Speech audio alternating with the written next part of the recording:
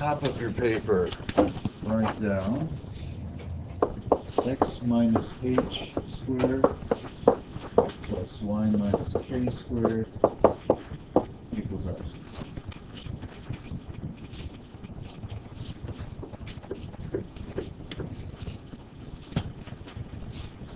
What does the r squared stand for? What do you think it stands for?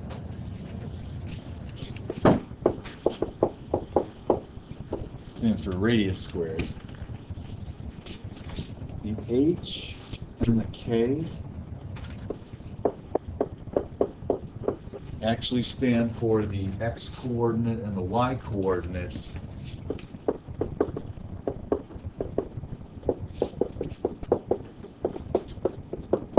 of the center of the circle that results from the equation, if you were going to graph it. The only thing you have to worry about, really, is this subtraction that occurs before them. The subtraction is actually part of the equation. It's what follows the subtraction, that is the h, and what follows the subtraction here, that's the k. Best way to do this is start looking at some examples. If you see something that looks like this, this is what a typical circle equation looks like. You'll have x squared, you'll have y squared, and you'll have some number. But in the actual equation that I just wrote, we've got subtraction of something and subtraction of something. Well, if you don't see anything, what are those somethings? Zero. Zero. So finding the center, when you see this type of equation with just x squared and y squared, that means that the circle being created is at the exact center or at the origin in the graph. And that's typically where we're going to place the circle. We're going to put it right in the center of the graph. This number is not the radius. This number is the radius squared. So how am I going to determine the radius? Square root it. What's square root of 225? 15. So radius is equal to square root of 225, which is equal to 15. A lot of what we're going to look at this year is going to work out evenly and turn out to be whole numbers, but it's okay if it turns out to be decimals or radicals that need to be simplified. Just pay attention to directions. That's great if your circle is at the center of your graph. It'll be at the origin. What if it's not? Well, then the equation starts to look more like the model that we put at the top of this page. And you always ask yourself, do I see subtraction or do I see addition? Subtraction is showing up here. Is it showing up here? No. Take a look at what I'm writing down for the center. If you see plus in the equation itself, we're thinking opposite. So if I see minus 6, I'm writing 6. If I see plus 7, I'm writing minus 7. Because the formula says whatever follows the subtraction sign is h. Well, what's following the subtraction sign here? 6. I'm going to put that in red.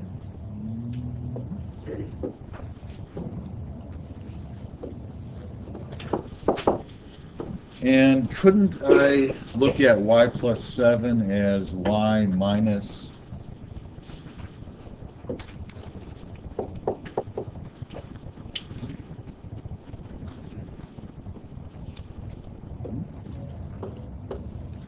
y minus negative 7? That's how you have to think of this. After a while, you'll just take opposites. But realize that the model for the formula looks like this. And we're taking this number, placing it here, this number, placing it here. What's my radius going to be in this case?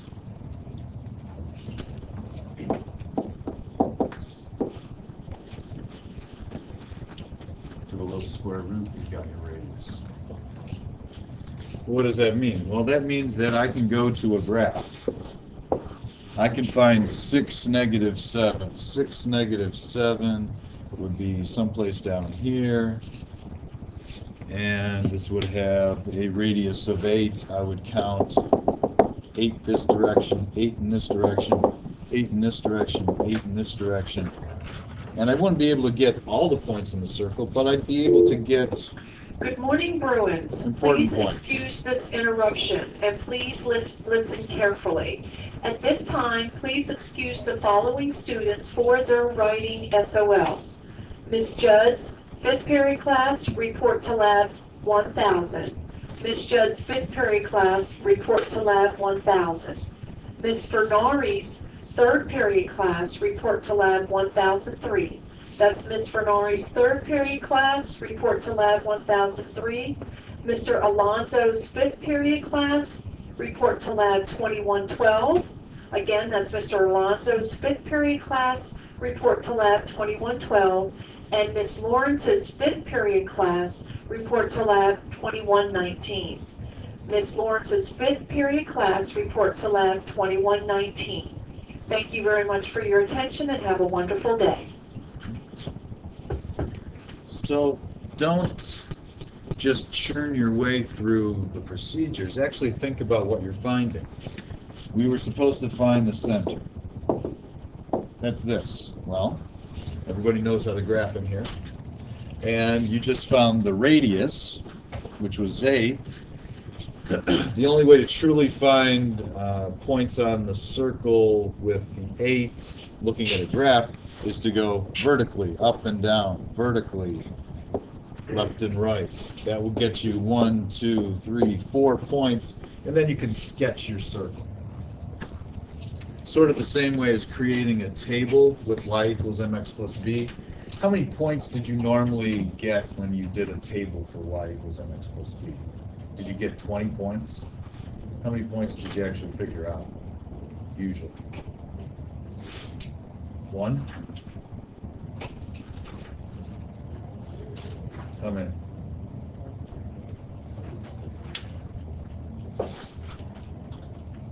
None? 2? 3? You'd only figure out 2 or 3, even though the line itself isn't a set of infinite points. The same with this. There's infinite points that make up this circle. We're just going to figure out 3 or 4 of them and create a sketch. So you tell me, looking at the equation in number 3, what's going to be my center?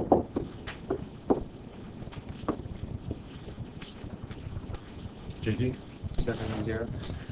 I put a 7 because that's what's next to the subtraction. And I don't see anything here. That must mean we're talking about 0. And this time, if I want to find the radius, I've got to do a little more work. What is radical 40 to the nearest 10? 6.3? Just pay attention to directions. So sometimes you're required to figure out pieces of the puzzle from the equation. Other times you're expected to write the actual equation. The equation is based on the Pythagorean theorem. So that's what I write as I'm thinking. A squared plus b squared equals c squared. We'll talk about why this is true next class or on Monday. If I've got 3, 4, what is actually going to show up in my x and y components within the equation? What kind of operations will I see? Subtraction. Subtraction? Subtract 3, subtract 4. How you memorize that is up to you. Some people just think it's opposites. Some people actually think that it's taking the number and putting it next to the subtraction. Radius is 7. I put that there. Sometimes that is how your answer might show up on a standardized test. Or you might see that. Just be prepared. Sometimes it's fully simplified, sometimes it's not. That is the equation of that circle. What would number 5 look like? Well, I'm still going to set up a squared plus b squared equals c squared. If I see a 0, what should I place in here? Just the x. If I see minus 9, what should I put next to the y? Plus 9. Put 11 here. You're probably not going to see that. You'll probably see something that looks like that. But be ready for both. Turn your paper over.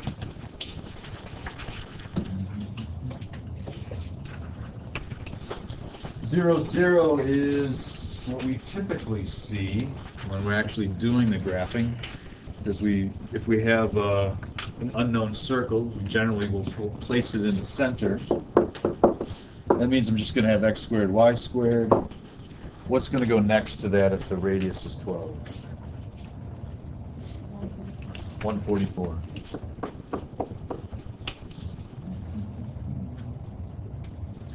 We might have some radicals thrown in here.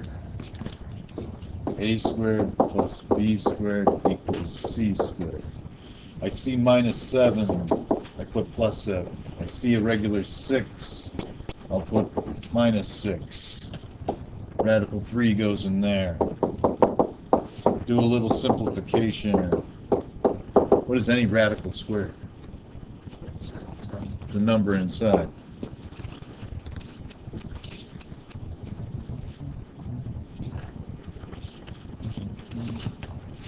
Okay, that's great. That's wonderful if we're given the center and we're given the radius.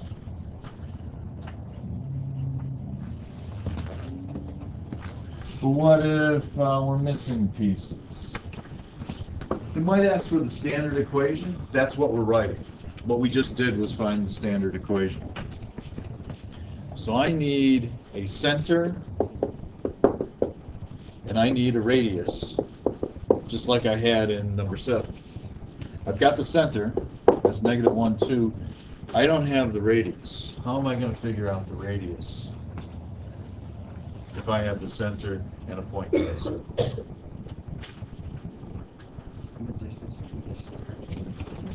Distance formula. I've got a circle. I've got the center point, which is negative 1, 2. I've got a point somewhere on the circle. I can put it anywhere. 2, 6. I'm finding that distance. This is just like asking you to use the distance formula to find that segment. So to find the radius, I've got to use x2 minus x1, y2 minus y1. Just use those points. Negative 1 minus 2. 2 minus 6.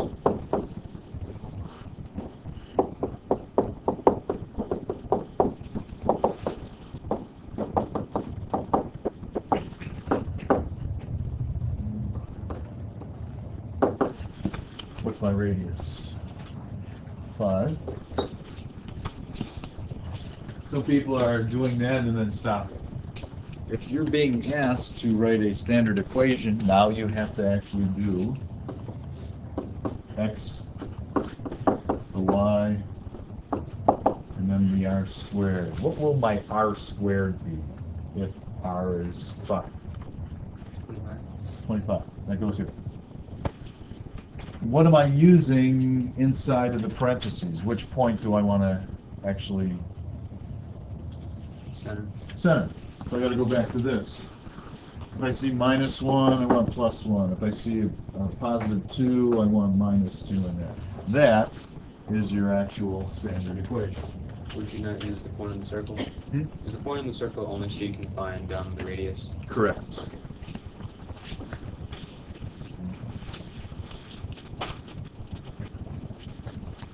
That was just to help us find our radius.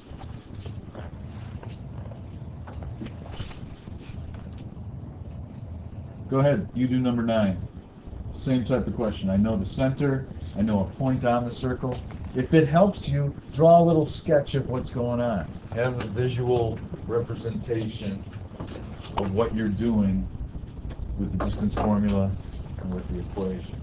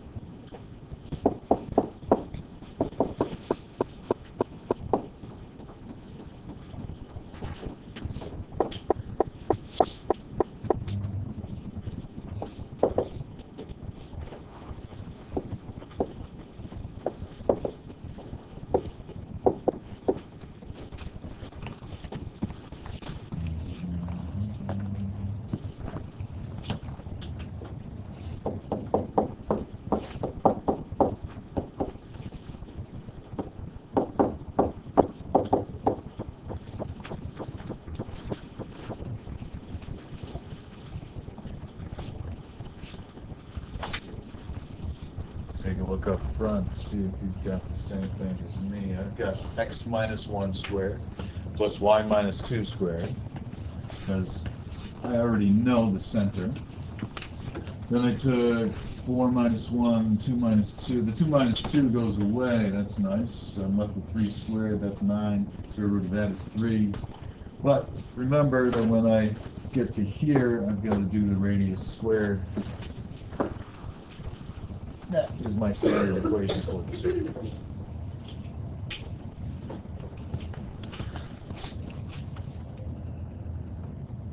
For number 10, draw a picture. This is what you have. You've got 5, -7, and you've got -3, -1. I'm not really graphing this, I'm just sketching it out. I know that the diameter goes through the middle. So for number 10, I have neither the center nor the radius. What do you think you're going to do to figure out your center? Okay. Midpoints.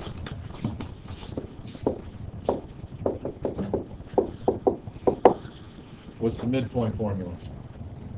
What 2 steps or operations do you do for that? How do you find an average? Add, divide. Add, divide. Middle, average. So I'm taking 5 and -3.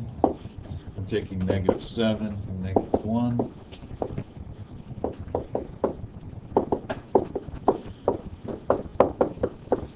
Is that good? Is that arithmetic good? What did I just find? Center. Now, what you do to find the radius is up to you. I could use this new center point if I wanted to. I've got 1 and -4. So I could use that point and this point to figure out my radius. Or I could take this point and this point to figure out my radius. Or couldn't I do the 2 points I started with? figure out the diameter, then take the diameter and divide by 2. Whatever works for you. I'm gonna use, let's see,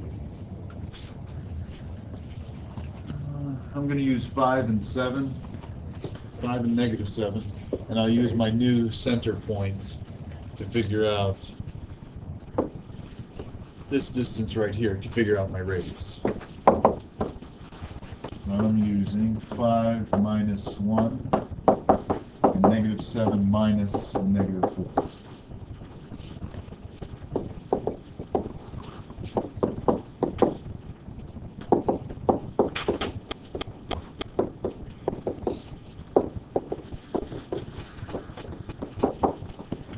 Looks like I'm getting a radius of 5. Now I've got 5. I've got my center. Now I can actually create my equation. I see a positive 1. I'm writing -1. I see a -4. I'm writing +4. I see 5. I'm writing 5 squared.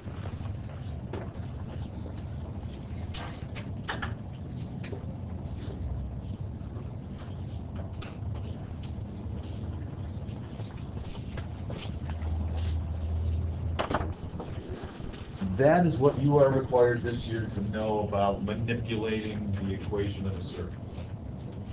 Later on, when you get into higher level trigonometry and pre-calculus, then you'll do more with this.